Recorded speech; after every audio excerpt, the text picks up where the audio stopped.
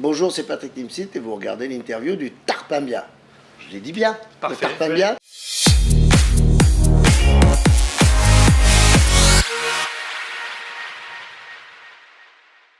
Alors, Bonjour. Patrick Timsit, Le cabot.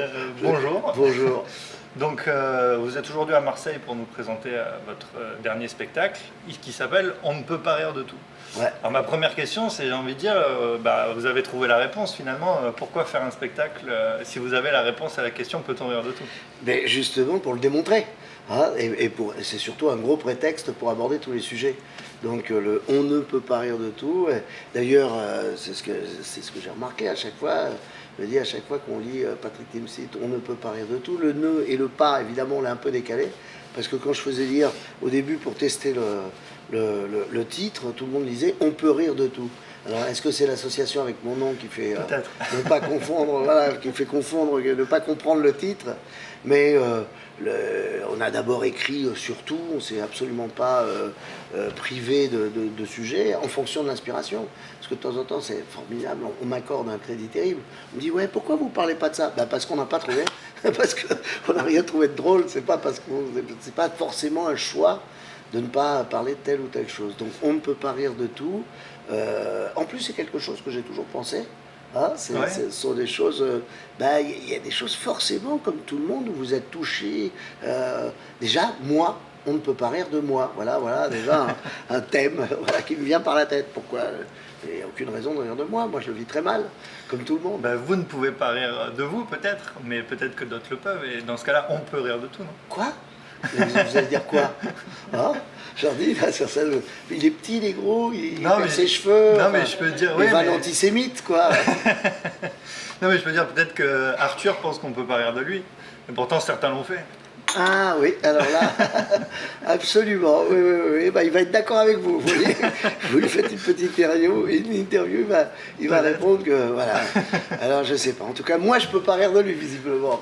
Non, mais vous avez eu des soucis avec Non, aucun souci. Donc... Non, mais je l'aborde dans le spectacle. Ouais. Ah, vous le savez que je l'aborde dans le spectacle ou pas du tout? Non, mais je connais le sketch sur Arthur, parce que vous êtes décomplexé et tout ça. Exactement, mais là il y a une petite suite dans le nouveau spectacle. D'accord.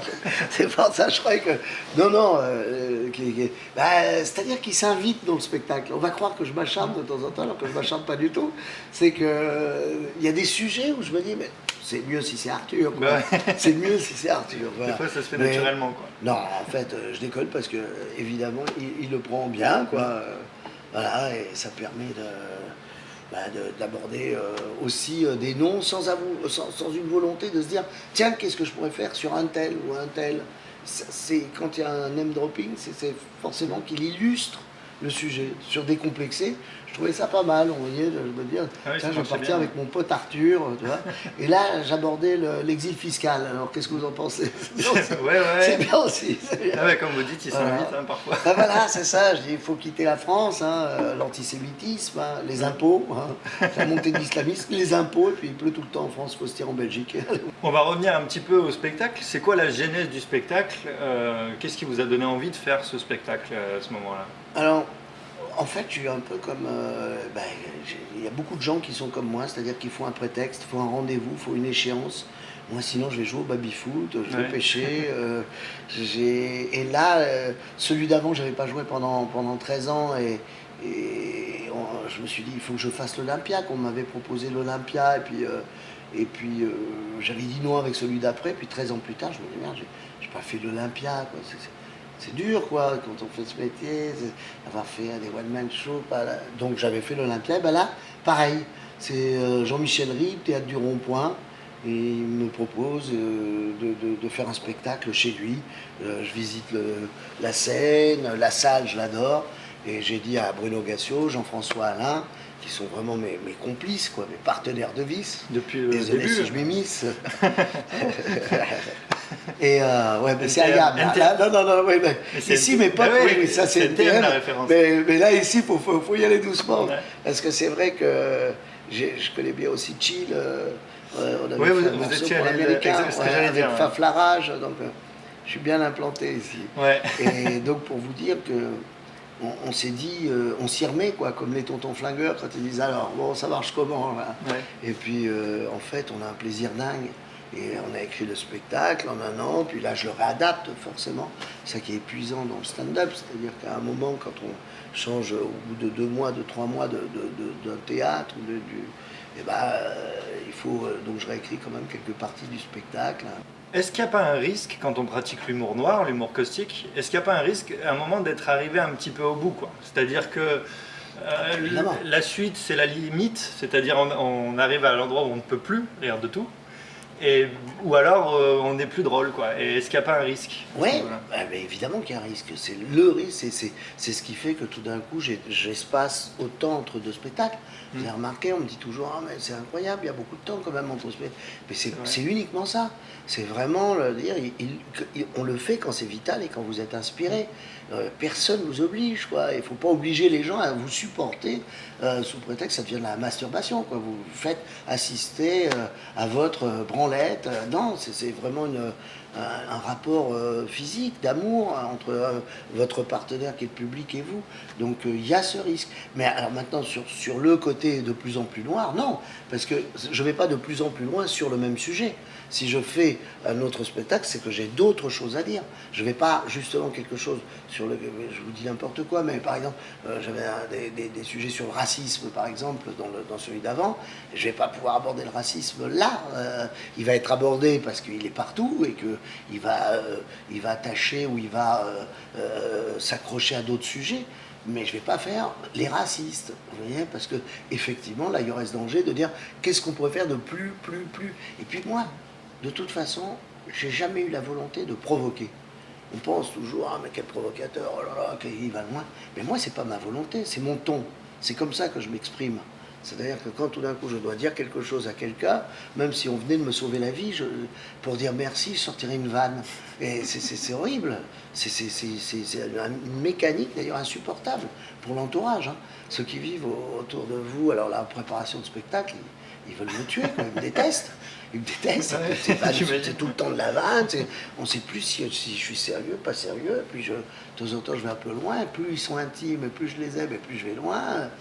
Donc voilà, en fait, le public est plus à l'abri que ma famille. Est-ce qu'il y a une vanne dont on ne pourrait même pas rire sur Internet? Ben oui, c'est pour ça que je ne la dirai pas. Si on ne peut pas rire sur Internet, ben non, c'est ça, voilà. On vient de parler de ce risque. Je ne vais pas tomber dans le panneau. Ouais. Si, moi, on a suffisamment réfléchi, gratté, vu, engueulé. On s'engueule aussi beaucoup. Voilà. Et puis, il y a aussi notre partenaire Ahmed à midi. Qui sort des Guignols de l'info, qui est vraiment complice et qui a aussi ce regard extérieur, qui est vraiment une fois que je ramène ça de texte et puis on en fait ça. Hein. Donc c'est vraiment, c'est là que se fabrique le spectacle. C'est sûr que c'est pour faire des corbeilles. Et les corbeilles, elles restent corbeilles. Et même si on s'est marré des matinées entières et que c'est absolument immonde, quoi. On ne pourrait pas comprendre, on ne peut pas ni la justifier, ni la comprendre. Donc, Corbeil, tant mieux. Marseille, ça vous évoque quoi dans votre imaginaire personnel? Dans ma vie même, personnelle. Marseille, c'était la ville où je pouvais habiter. Parce que moi, je suis né en Algérie et mon père, quand on a quitté l'Algérie, il voulait s'installer à Marseille. Et ma mère avait toute sa famille à Paris. Donc, immédiatement, Marseille, ça m'inspire une ville où j'aurais pu vivre à Marseille. Et où j'aurais été très heureux, et mon père aussi très heureux. Et ma mère moins, puisque toute sa famille était à Paris, je me suis retrouvé à Paris. Donc, vous voyez, je sais pas, voilà, un bateau plus loin, en tout cas, un train ou un avion plus loin, et je me retrouvais ou marseillais ou parisien. Ça se joue, c'est le coup de dé, Marseille, pour moi. Mes parents, ils ont quitté l'Algérie en 1 heure, et ils ont dû choisir, et on aurait pu s'arrêter à Marseille, et j'aurais parlé comme ça. Alors là, c'est pas la même carrière. Hein, c'est pas la télé-réalité, du coup. Ouais, j'aurais fait, je me retrouvais tout musclé comme ça, à Miami ou à Rio. Hein. C'était pas pareil, c'est pas du tout le même destin, quoi. Alors nous, on s'appelle le tarpin-bien, vous savez ce que ça veut dire? Non, je crains des gangs. Alors c'est ça, c'est une expression très marseillaise, tarpin-bien, ça veut dire très bien. Et du coup, pas bien. Tarpin bien, ouais. Tarpin bien. Et ma question c'est, est-ce qu'il y a une expression marseillaise que vous connaissez et que vous aimez particulièrement? Et ben là, je crains des guns. Ouais. Parce que je l'ai apprise il n'y a pas longtemps, quoi. Tu vois, et comme je fais un petit Marseillais qui se retrouve même à Auschwitz, voilà, quand on le truc qui va le voir, en disant putain, on peut les envoyer n'importe où, ça marche. Alors pour exploser l'audimat, il n'y a qu'à les envoyer, je sais pas, ils seraient capables de les envoyer à Auschwitz. Et là, les gens font oh, et je le fais. Je le fais, le nazi là, on n'entend que toi. Non, mais je vais te le dire, SS ou pas SS, je m'en bats les couilles, moi. Voilà. Fallait y penser.